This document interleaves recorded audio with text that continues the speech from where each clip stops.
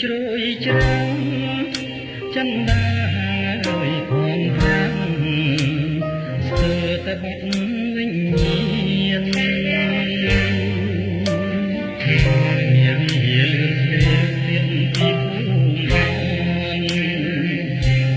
ឃ្លាតរូបកលយាមិនដល់ហារទៅកាត់ផ្ទាំងរលកដកបែកកាត្រាញព្រួងសែននៅចំបែកនៅកណ្ដាលជលស្មីឃើញមេជាប់ទឹកតែនឹកចូលមិនគូនិស័យបំបែកបំណងអងកុំផ្លងចិនស្រី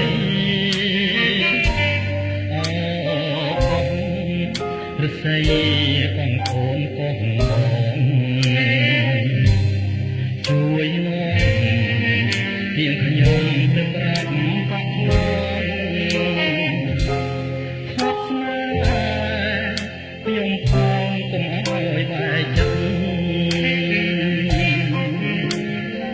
អរទាំងសមុទ្រជួយកាន់ជួយចាំនាំទៀងអើយបណ្ដឹងតាមប្រាប់ស្នេហ៍ជីវិតបងមើលវិញរួមស្នេហ៍រួមស្នេហ៍វិញខ្សែជីវិតយើងសាជាថ្មី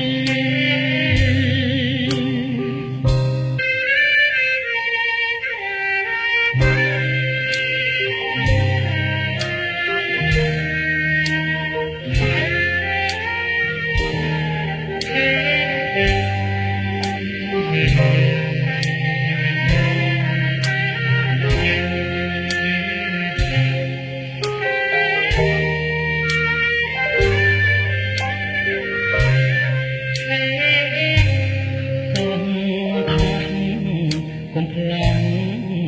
ចិនស្រីអរស័យកំអូនកងបងជួយនាំទៀងខ្ញុំទៅប្រាប់បាក់ខ្ញុំ